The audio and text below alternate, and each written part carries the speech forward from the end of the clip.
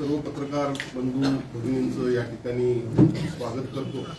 खरं म्हणजे आपला थोडा उशीर घेतला, कारण माझं भांडवल हे आहे, महायुती माझं भांडवल आहे. माझ्याकडं कुठलं कॉलेज नाही, तिथनं मला डोनेशन येत नाही, कुठलं हॉस्पिटल नाही, विविध संस्था नाही, कोट्यावधींची माझी माया नाही. माझी माया जी आहे ती माझी महायुती आहे. मला आज या ठिकाणी आठवतंय 2013 साली त्यावेळेला देखील कोल्हापूर जिल्ह्याचेच पालकमंत्री मला वाटतं होते, गृहराज्यमंत्री होते. माझ्यावर मोठा प्रसंग उद्भवला होता. गणेश चतुर्थीच्या मिरवणुकीमध्ये, अनंत चतुर्थीच्या मिरवणुकीमध्ये माझ्यावर मोठ्या प्रमाणात हल्ला गृह खात्याच्या काही अधिकाऱ्यांनी केला होता. खऱ्या अर्थानं राजकीय लढाई सुरूच आहे आणि राजकारण म्हणजे अडथळ्यांची शर्यत आहे. आणि त्यातल्या त्यात माझ्यासारख्या सर्वसामान्य गोरगरीब कुटुंबातील एक युवक, ज्याला कुठलंही राजकीय बॅकिंग नाही, माझं राजकीय बॅकिंग हे माझी महायुती, माझे कार्यकर्ते, माझ्या भागातील तालीम संस्था मंडळ. आणि त्यावेळेला देखील माझ्यावर विनयभंगासारखे गुन्हे दाखल केले. त्यावेळेला देखील माझ्या खांद्याला खांदा लावून लढणारी, माझ्यासोबत असणारी हीच माणसं होती. आज देखील तीच असणार आहेत आणि उद्या माझ्या अंत्यदर्शनाला देखील हीच माणसं असणार आहेत. आणि त्यामुळे आम्ही माणसं दुखवलेली नाहीत. आमची माणसं ती आमची माणसं आहेत आणि आमचं भांडवल आहे. खऱ्या अर्थानं मी आपल्याला आज या ठिकाणी बोलवलंय. बऱ्याच इलेक्ट्रॉनिक मीडियाशी मी काल बोललो. मी मुंबईत होतो. सन्माननीय एकनाथजी शिंदे साहेबांचे पीए सचिन जोशी यांच्या मुलगीचा काल साखरपुडा होता, त्यामुळे मी मुंबईत होतो. अनेक इलेक्ट्रॉनिक मीडियाच्या माध्यमातून माझ्या प्रतिक्रिया विचारल्या गेल्या. मी त्याच वेळी सांगितलं, मी कुठल्याही ब्लॅकमेलरला त्यानं माझ्यावर आरोप केले म्हणून त्याला उत्तर द्यायला ही पत्रकार परिषद आजची बोलवलेली नाही. 302 खटल्यातील आरोपीनं माझ्यावर कुठला आरोप केला म्हणून त्याला उत्तर द्यायला मी पत्रकार परिषद बोलवलेली नाही. स्वतःच एखाद्या राजकीय पक्षात अध्यक्ष म्हणून स्थान असताना आणि त्याला राजीनामा दिल्यानंतर वरिष्ठांचं मन जिंकण्यासाठी माझ्यावर आरोप करणाऱ्या या ब्लॅकमेलरसाठी मी पत्रकार परिषद या ठिकाणी घेतलेली नाही. मी ही पत्रकार परिषद आज आयोजित केलेली आहे की मी माझ्या जनतेला या संदर्भात स्पष्टीकरण, ते पण स्पष्टीकरण का, तर विधान परिषदेचे काँग्रेसचे गटनेते सन्माननीय सतेज उर्फ बंटी पाटील यांनी मला काल आवाहन केलं की एआयच्या माध्यमातून अनेक व्हिडिओ येत असतात, डबिंग होत असतं, पण आमदारांनी ही गोष्ट क्लिअर करणं गरजेचं आहे की सत्य परिस्थिती काय. त्यांच्या शब्दाला मान देऊन मी आज ही पत्रकार परिषद घेतली. ही पत्रकार परिषद आज सुरू असताना मी 2 मुद्दे पहिल्यांदा क्लिअर करतो. यामध्ये हा व्हिडिओ हा डबिंग केलेला आहे. यामध्ये कुठलाही शासकीय व्यवहाराचा काही संबंध नाही आहे. यामध्ये एका व्यक्तीला उलट एका व्यवहारामध्ये मी मदत करून त्याला न्याय दिलेला आहे. त्याचे पुरावे देखील माझ्याकडे आहेत. योग्य त्यावेळेला मी ते सादर करेन.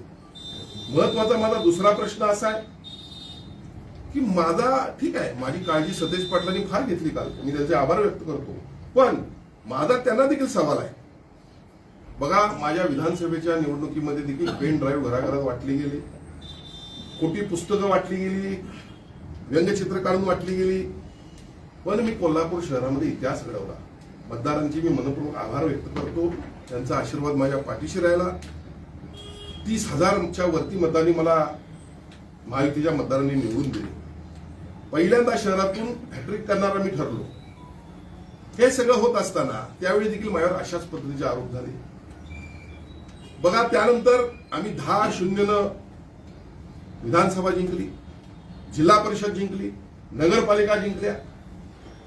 ह्या सगळ्या निवडणुका जिंकत असताना महानगरपालिकेमध्ये प्रचाराची सांगता होत असताना शेवटच्या दिवशी सन्माननीय बंटी पाटील साहेबांनी प्रेस घेतली होती, आपल्या सर्वांना माहित आहे. त्या प्रेसमध्ये कुठला व्हिडिओ दाखवला होता हो? हाच व्हिडिओ दाखवला होता असं मला वाटतं. आपण देखील ते मान्य करा. म्हणून माझा त्यांना प्रश्न आहे, सन्माननीय बंटी पाटील साहेब, मी आपल्याकडे आदरानं पाहतो, आपण ज्येष्ठ नेते आहात. आपल्याला हा व्हिडिओ आपण त्यावेळी प्रसारित करून 8 जानेवारी 2026 रोजी या संदर्भात मी सन्माननीय मुख्यमंत्री उपमुख्यमंत्र्यांना मेल केलेला आहे आणि याच्या चौकशीची मागणी केली. अशी पत्रकार परिषद घेतली होती का? घेतली असेल तर त्याचा आपण खुलासा करावा. आणि अशा पद्धतीची निवडणुकीच्या तोंडावर पत्रकार परिषद घेऊन देखील कोल्हापूर शहरातील महानगरपालिका क्षेत्रातील मतदारांनी तुम्हाला घरी बसवलं, महायुतीची सत्ता आली, मग त्या अजून धक्क्यातून तुम्ही अजून सावरला नाहीत का? कारण त्यावेळेला तुम्ही त्याची चौकशी करायला पाहिजे होती की मुख्यमंत्र्यांनी याच्या बाबतीत काय निर्णय घेतलेला आहे, उपमुख्यमंत्र्यांनी याच्या बाबतीत काय निर्णय घेतलेला आहे. कुणाच्या तरी माध्यमातून आपण हे व्हिडिओ अशा पद्धतीचे वारंवार बाहेर काढणं हे आपल्याला शोभतं का? म्हणून मला याचं आपल्याकडून उत्तर हवं आहे. खरं म्हणजे राजकारणामध्ये जसं आता सन्माननीय आदिल फराज यांनी सांगितलं, विजय जाधव यांनी सांगितलं, महेश जाधव यांनी सांगितलं, आमच्या उपमहापौर साहेबांनी सांगितलं की राजकारणाला मर्यादा पाहिजे. दुसऱ्याच्या घरावर दगड मारत असताना स्वतःचा बंगला काचेचा असतो आपण तपासलं पाहिजे.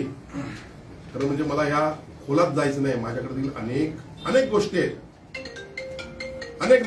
आहेत, काही दिवसापूर्वी या ठिकाणी या ब्लॅकमेलरनं एका मोठ्या नेत्याच्या मुलाचा व्हिडिओ होता, काय प्रेमाचा व्हिडिओ असू शकतो मुलांचा, त्या व्हिडिओ त्याला मिळाल्यानंतर मोठ्या नेत्याला ब्लॅकमेल केलं आहे.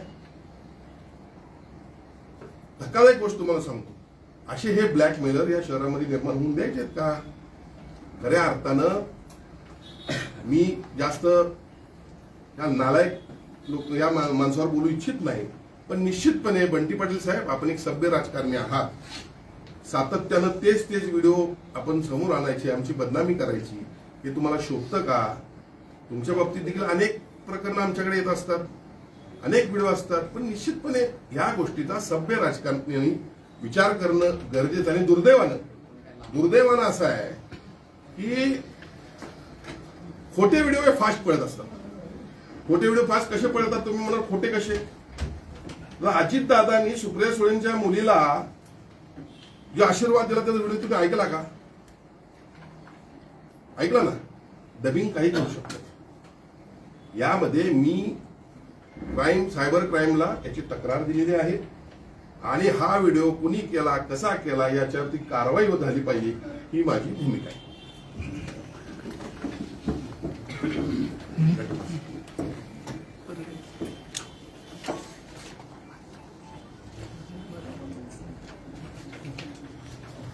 तुम्ही असं आता उल्लेख केला की सतीश पाटलांचे सुद्धा बरेच तुमच्याकडे व्हिडिओ आहेत आणि आमच्याकडे बऱ्याच तक्रारी येतात, तर ते काय आहे स्वरूप आहे? नाही, योग्य वेळ बघा, प्रत्येक गोष्ट आम्ही राजकारणात सभ्यता पाळतो.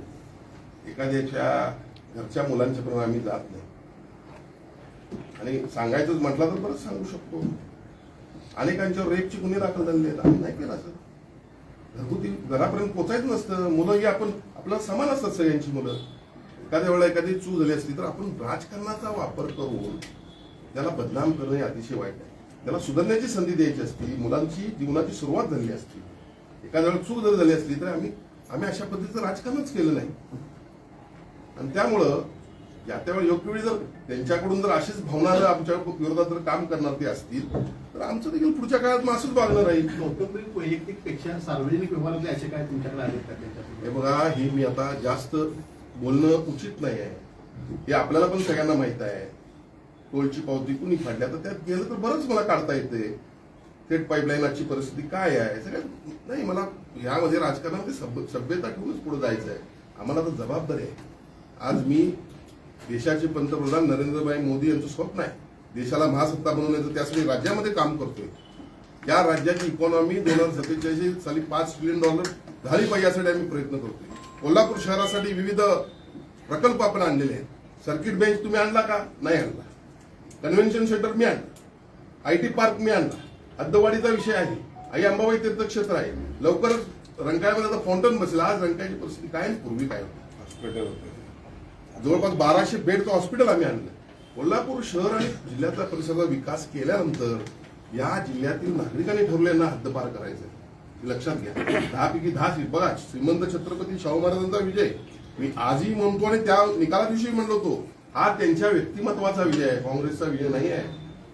10 पैकी 10 सीट आम्ही विधानसभेला आणल्या, जिल्हा परिषद आम्ही आणली, नगर परिषदा आणल्या. आज महानगरपालिका देखील पहिल्यांदा माहितीकडे आली आणि त्यामुळे त्यांच्या पायाखालची वाळू घसरलेली आहे. पुढची येणारे गोकुळ देखील आम्ही जिंकणार आहोत. आणि म्हणून अशा पद्धतीचं बदनामीचं कटकारस्थान हे कितपत योग्य आहे? आपण सभ्य राजकारणी असताना आपली प्रतिमा बदलून घेऊ नये असा माझा त्यांना माझी त्यांना विनंती आहे की सांगा. यामागे कुणीही असलं तरी आता कोणतीही निवडणूक नाही, मग निवडणूक नसताना अशा पद्धतीनं व्हिडिओ समोर आणण्याचं कारण काय असावं असं वाटतं तुम्हाला? आता काय लोकच विसरावलेत ना त्यांना, आणि त्यांना लोकांची आठवण यायला पाहिजे. ते काहीतरी आहे तिथं कोल्हापूरची आठवण यायला पाहिजे, कारण तोच व्हिडिओ त्यांनीच काढला होता. तुम्हाला माहिती आहे ना, म्हणजे तुम्ही सगळे मी उगीच काय बोलत आय विटनेस आहात आपण सर्व. 10 तारखेला 10 जानेवारीला कोल्हापूर महापालिकेची निवडणूक झाली, बरोबर आहे का नाही? 8 तारखेला त्यांनी हा व्हिडिओ काढला होता का नाही? 16 तारखेला निवडणूक झाली, सॉरी 16 जानेवारीला निवडणूक झाली. देन 14 तारखेला प्रचाराच्या सांगतेच्या दिवशी मला आठवत आहे, त्या दिवशी त्यांनी हा व्हिडिओ सकाळी काढला होता ना. मग त्यांनी चौकशीची मागणी केली होती ना. मग चौकशीची मागणी केली असताना त्याचं काय झालं हे विचार करायला पाहिजे ना. पुन्हा अशा पद्धतीचा आपल्या हस्तकांच्याद्वारे व्हिडिओ काढणं कितपत योग्य आहे? नेमका व्हिडिओ काय आहे आणि 40 लाखाचा व्यवहार हे नेमकं काय प्रकरण आहे? मी आता आपल्याला काय सांगितलं साहेब की अजितदादा पवार आता जिवंत आहेत का? आहेत. पण त्यांच्या सुळेताईंच्या मुलगीला आशीर्वाद द्यायला कोण होतं? अजितदादांचा आवाज आपण ऐकला नाही. सुनेत्राव यांनी निवडणुकीला उभारल्या, अजितदादांच्या आवाजात त्यांनी लोकांना आवाहन केलं का नाही? आवाजात फरक वाटला आपल्याला? नाही. हे सगळं AI डेव्हलप झालेलं असतं, डबिंगचे प्रकार आहेत. बघा, माझ्या राजकीय जीवनामध्ये मी कुणालाही कधीही चुकीच्या पद्धतीने वागलो नाही, कुणालाही ब्लॅकमेलिंग केलं नाही. माझ्यावर जे आरोप झालेत मी या ठिकाणी विश्वासानं सांगतो आपल्याला, माझ्या राजकीय जीवनामध्ये अडथळा प्राप्त व्हावा यासाठी केलेले आरोप आहेत. आणि याचा आपण सर्वजण याचा आय विटनेस आहात, आणि तुमचं मला सहकार्य आहे म्हणून तर मी इथपर्यंत आलेलो आहे. तुम्ही माझं मला आठवतंय 2007 ला मला पहिल्यांदा पश्चिम महाराष्ट्र प्रमुख विद्यार्थ्यांचं काम मिळालं, तेव्हापासून मी काम करतोय.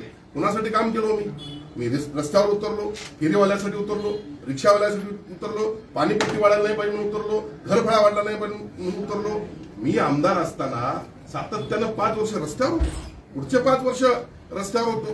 ठीक आहे, पराभव हा स्वीकारला, पण पराभव थांबलो देखील नाही. परत 5 वर्ष काम केलं, परत मला लोकांनी 30,000 मतांनी निवडून दिलं. असं असताना अशा पद्धतीची बदनामी करणं कितपत योग्य आहे?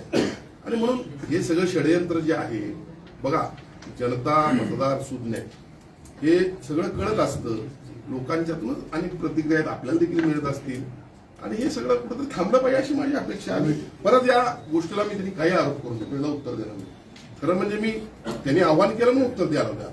मी स्वतः याला कुठलंही उत्तर देणार नाही. जे काही कायदेशीर प्रक्रिया आहे ते आम्ही पूर्ण करणार आहोत. हा व्हिडिओ AI जनरेट आहे का आता, आणि पोलिसांची देखील भेट तुम्ही आता जाऊन घेणार आहात का काही दिवसात या संदर्भात? नाही, माझी आता कायदेशीर टीम या सगळ्या गोष्टींचा विचार सुरू आहे सकाळपासून. आणि बघा, शेवटी राजकारणामध्ये काही गोष्टीला मर्यादा असतात. ठीक आहे, आपण लिव्ह करतो काही गोष्टी, पण जर ओव्हर होत असलं तर निश्चितपणे जर कोण प्लॅन करत असेल तर त्याचा पण आपल्याला प्लॅन करावा लागेल. चुकीचं का? एखाद्या व्यक्तीला बदनाम करण्याचं षडयंत्र कशा करता पाहिजे? साहेब, तुम्हाला बदनाम करण्याचा प्रयत्न आहे फक्त. साहेब, हा व्हिडिओ AI जनरेट आहे आपण असं म्हणतात. त्याचबरोबर या प्रेस नोट मध्ये असं म्हणतात की ज्या व्यक्तीने हा व्हिडिओ काढलाय तो ओरिजिनल व्हिडिओ सध्या आपल्याकडे आहे का? कारण प्रत्येक राजकीय व्यक्तीला त्याची प्रतिष्ठा महत्वाची असते. ती योग्य वेळ अजून आलेली नाही का तो व्हिडिओ समोर? 8 तारखेला ज्या वेळेला बंटी पाटील साहेबांनी हा व्हिडिओ प्रसारित केला, ज्या व्यक्तीने हा व्हिडिओ काढला त्याचा स्वतःहून मला फोन आला की साहेब हे चुकीचं आहे, मी असं काही त्यामध्ये केलेलं नाही आहे. आणि त्या संदर्भात त्यानं मला लेखी दिलेलं आहे, लेखी माहिती आहे, कळलं का? आणि त्यामुळं आता बघा, आपल्या माध्यमातून बंटी पाटलांनी मला भूमिका स्पष्ट करायला सांगितली, त्यामुळे मी स्पष्ट त्या ठिकाणी भूमिका माझी केलेली आहे. ज्या काही कायदेशीर गोष्टी असतील त्या ठिकाणी मी त्या सगळ्या वापरणार आहे. चोरून व्हिडिओ काढल्याचं दिसतंय. ते जरी संवाद वेगळा तुमच्या म्हणण्याप्रमाणे यायचा असेल तर मग ओरिजिनल त्यामध्ये काय तुमचं बोलणं होतं, किंवा काय त्याचा उद्देश काय होता? मग अशा मी आपल्याला काय सांगितलं की नंबर 1 हा कुठलाही शासकीय व्यवहार नाही. नंबर 2, मला झालेल्या व्यवहाराची कुठली कल्पना नसताना काही लोकांची माझ्याकडे तक्रार आल्यामुळे मी त्यांना न्याय दिला, हे मी तुम्हाला सांगितलं. त्यातनं ते चुकीचं काहीतरी जनरेट केलं गेलेलं आहे, आणि त्याची मला त्यांनी स्वतःहून फोन करून दिलेली कॉपी पण आहे, सहीसह त्यांच्या हस्ताक्षर. कोण आहे ते? जर लेखी दिले असतील तर ते कोण? आपण विचारताय मला कोण आहे? मी ते कायदेशीर प्रक्रियेच्या वेळी न्यायालयात बोलतो ना, न्यायालयात सांगेन ना मी. सतीश पाटलांनी तो व्हिडिओ निवडणुकीच्या म्हणजे मतदानाच्या आदल्या दिवशी काही पोस्ट केला होता आणि पत्रकार परिषद दाखवलं होता असं सांगितलं, आणि तो होताच तशा पद्धतीचा. मात्र त्यांनी तो संपूर्ण व्हिडिओ पोस्ट केला नाही का आणि हाच व्हिडिओ पुन्हा आता पुढे जाऊन मला या दिला पत्रकार असं परिषदेचा आपल्याला उद्देश कसा आहे की मर्यादा ठेवली पाहिजे राजकारणामध्ये. मर्यादा ठेवली पाहिजे. आता कुठल्याही निवडणुकीमध्ये तुमचं काय चालत नाही, मग लोकांच्या मध्ये तुमची चर्चा राहावी म्हणून अशा पद्धतीचं काम करावं का, करू नये. ही माझी हीच भूमिका आहे. घरापर्यंत कोणाच्या जाऊ नये, घरापर्यंत जाऊ नये कोणाच्या. आपल्याला राजकारणामध्ये सभ्यता ठेवून मर्यादेनं राजकारण केलं पाहिजे. मी तुम्हाला तेच सांगितलं ना, अनेक गोष्टी मला काढता येतील, मला त्यांची व्यवसायांचे सगळं काढता येईल, मला थेट पाईपलाईन काढता येईल, मला 220 कोटी IRBचा प्रोजेक्ट काढता येईल. म्हणजे कोल्हापूर जिल्ह्यातील लोकांचं पूर्ण विरोध असताना मीठ सोडत त्यांनी टोलची पावती फाटली काढता येईल. आणि ह्यामध्ये किती लोकांनी काय आरोप केले आहेत, काँग्रेसच्या आमदारांनी त्यांच्यावर काय आरोप केलेले आहेत, तत्कालीन नगरसेवक काय, पण ह्या काय गोष्टी आहेत ह्यामध्ये जायचं का सारखं सातत्यानं, एखाद्याची बदनामी करायची का, काय गरज नाही. आणि आम्ही ते सभ्यतेनं काम करणारी माणसं आहोत. गोव्यातल्या कॅसिनोचा जो व्हिडिओ व्हायरल केला होता, कॅसिनोच्या व्हिडिओमध्ये देखील व्हायरल केल्यानंतर त्यांच्याकडून खंडणीची मागणी झाली होती असं आरोपी काल क्षीरसागर ऋतुराज यांच्या पत्रकामध्ये पाहिलं आम्ही. त्यांच्याकडून देखील मागणी झाली होती. बघा, मी तुम्हाला काय सांगितलं, म्हातारी मेल्याचं दुःख नसावं, काळ सुपावं, एक म्हण आहे. माझ्याकडे स्वतः एक व्यक्ती आली होती या संदर्भात की असा व्हिडिओ किंवा हे जे काय आहे ते संपून घ्या. मी म्हणलं जो कोणी आहे त्याला सांग तुला काय करायचं ते कर. मी स्वतः सांगितलं आहे, कारण मला माझ्या मुलग्यावर विश्वास आहे, तो चुकीचं काय करणार नाही. मी त्याचं समर्थन केलं असं म्हटलेलं नाही, पण त्यानं जे काय केलं असेल ते कायदेशीर कृती केलं असेल. पण अशा पद्धतीनं जर कोण आम्हाला ब्लॅकमेल करत असेल तर आम्ही पण शिवसेना प्रमुखांच्या विचाराचेच आहोत, त्यांच्या मुशीतच काढलेलो आहोत. आणि म्हणून या कोल्हापुरात तरी किमान अशा पद्धतीचं ब्लॅकमेलिंग, आता मी बोलायला गेलो तर ते पण भरपूर आहे, कारण मला फालतू ब्लॅकमेलरना उत्तर कुठलं द्यायचं नाही ना. ते आमची नंतर महानगरपालिकेची गट आमचं बघून घेईल. आणखी 10-15 दिवसामध्ये त्याच्यामध्ये अनेक मंत्री देखील आहेत, पण राजेश क्षीरसागर यांना टार्गेट केलं जाते असं तुमचं म्हणणं आहे का? नेमकं काय? तुम्ही त्याचे आय विटनेस आहे. उत्तर द्या. बघा, अनेक लोक मंत्री आहेत, अनेक लोक आमदार आहेत, मोठ्या संस्था आहेत, सगळ्यांचं मोठं आहे, माझं काहीच नाही ना. अजून एक 10-15 दिवसांनी एक आणखी व्हिडिओ व्हायरल करण्याचा त्यांनी इशारा दिला. 100 करा, विधानसभेत केला तुम्ही, महापालिकेत केला, आणि 100 करा, काय फरक पडतोय. कायदेशीर आम्ही कारवाई करू. आता आम्ही पण काय बसणार आहे, काय पण करा. राज्याच्या विधिमंडळाचं आता अधिवेशन सुरू आहे, तुम्ही राज्याच्या विधिमंडळाच्या कॅबिनेट मंत्रीपद तुमच्याकडे आहे, हा विषय विधिमंडळाचा तुम्ही काय बोलू? सांस्कृतिक कार्य मंत्री सन्माननीय नामदार चंद्रकांत पाटील साहेब कोल्हापूर दौऱ्यावर आहेत. आपण त्यांना प्रश्न विचारावा, हा काय नियम आहे, काय कायदा आहे. मला वाटतं अयोध्येला आपल्याला बोलू होईल ना, त्याला प्रश्न विचारावा. पण या सगळ्या व्हिडिओच्या पाठीमागे आमदार सतीश पडद्यात हे तुमचं असं विधान आहे. बघा, आता मला तर तसंच वाटतं, कारण त्यांनीच हा व्हिडिओ काढला होता त्यावेळेला, पुन्हा तो व्हिडिओ येतोय. मग मी काय समजायचं सांगा तुम्ही. ते दूध पुढ्या माणसाला सुद्धा कळते, मुलाला सुद्धा कळेल, असं चुकीचं आहे. माझं म्हणणं हेच आहे. बघा, निवडणुका येत असतात, जात असतात. इतके वर्ष तुम्ही सत्ता भोगली, आम्ही लाट्या खाल्ल्या, आम्ही विरोधी पक्षात होतो. आता सत्ता लोकांनी तुमच्या निष्क्रियतेमुळे लोकांनी आम्हाला सत्ता दिली, तर कुठेतरी अशा पद्धतीनं काम करू. रविकिरण इंगवलेंचा तुम्ही उल्लेख ब्लॅकमेलर असं करताय, काय नेमकी केली त्यांची ब्लॅकमेलिंगची प्रक्रिया? मला त्या व्यक्तीबद्दल कुठलंही उत्तर आपल्याला द्यायचं. माझं माध्यमाचं विनंती आहे. ते येऊन ब्लॅकमेलर जर येऊन पत्रकार घेऊन असे आरोप करत असतील तर आम्हाला त्याची दुसरी बाजू समजली पाहिजे. काय काय तुम्ही जर त्यांना ब्लॅकमेलर असं म्हणत असाल तर एक ब्लॅकमेलर येऊन पत्रकार परिषदेतून कुणावर आरोप करत असतील, मंत्रिपद दर्जा असेल, तर ते नेमकं काय ब्लॅकमेलिंग करतं ते मीडियाला पण कळलं पाहिजे ना. हे आपण शोधून काढलं पाहिजे ना. तुमच्याकडे काय माहिती कोल्हापूर शहरातल्या अनेक लोकांना माहिती आहे. मी सांगितलं काय करायचं, मी एखादं ब्लॅकमेलर बोलणंच मला उचित समजत नाही. माझं ते स्टँडर्ड मी समजत नाही. मी काय तुम्हाला सांगितलं की सतेज पाटील हे विधान परिषदेचे गटनेते, त्यांनी मला विचारलं, त्यांचा मान ठेवा म्हणून मी आज पत्रकार परिषदेत आहे. मी कुठल्याही ब्लॅकमेलर 302च्या कुठल्यातल्या आरोपीला मी उत्तर देणार नाही. पण मग यांचं राजकीय पुनर्वसन तुम्हीच काय केलं होतं? आता तुम्ही ते राजकारणात गेला तर आता मग ते त्यावेळेस दुसरे पत्रकार परिषद होती त्यासाठी. आजची पत्रकार परिषद त्यासाठी नाही आहे. माणसाला आपण सुधारण्याची संधी देत असताना प्रामाणिकपणानं आपण एखाद्या पाठीमागे राहतो. आणि मला काय आहे, पाठीमागं सही सवय आहे. आणि मारला तर मोठाच मारतो. काही लोक पाठीत मारतात, त्याला काय पर्याय नसतो.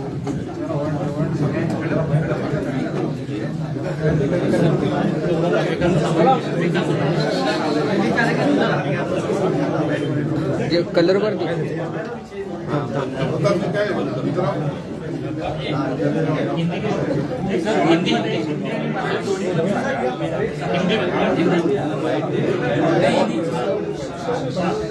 जरा शांत आहे. जरा 2 मिनिटं शांत आहे. एक गेल्या 2 दिवसापासून समाज माध्यमावर व्हिडिओ फिरतोय. तो व्हिडिओ तुमचाच आहे का? त्याच्यात वास्तव काय, सत्य काय ते सांगा. कोल्हापूर जिल्ह्यामध्ये झालेल्या सर्वच निवडणुकांमध्ये महायुतीला भरभरून यश प्राप्त झालेलं आहे. काँग्रेस आणि महाआघाडीला मतदारांनी नो वेअर केलेलं आहे. कुठेही त्यांची सत्ता नाही. आणि त्यामुळं अशा प्रकारचे डबिंग केलेले व्हिडिओ प्रसारित करून या ठिकाणी माझ्यावर आरोप केले गेलेले आहेत. या संदर्भात मी कायदेशीर तज्ज्ञांशी चर्चा करतोय आणि लवकरच कायदेशीर कारवाई या संदर्भात करणार आहे. कोणी नेमका व्हिडिओ केला असं म्हणणं आहे किंवा व्हिडिओचा वापर राजकारणासाठी केला जातो असं तुमचं म्हणणं आहे? नाही, निश्चितपणे मी आता तेच बोललो की राजकारणामध्ये संपूर्ण संपल्यानंतर चर्चेत राहावं यासाठी काही महाआघाडीच्या नेत्यांनी अशा पद्धतीनं हा तर व्हिडिओ पूर्वीच त्यांनी आणला होता निवडणुकीच्या तोंडावर महापालिकेच्या. म्हणजे 16 तारखेला निवडणूक झाली, 14 जानेवारीला व्हिडिओ प्रसारित केला होता. पण मतदारांनी तरी देखील त्यांना नाकारलं आणि आमची सत्ता दिली आणि परत एकदा तोच व्हिडिओ आता पुढे येतोय. याचा अर्थ स्वतः चर्चेत राहायचं, दुसऱ्याला बदनाम करायचं, अशा पद्धतीचे कटकार असतात.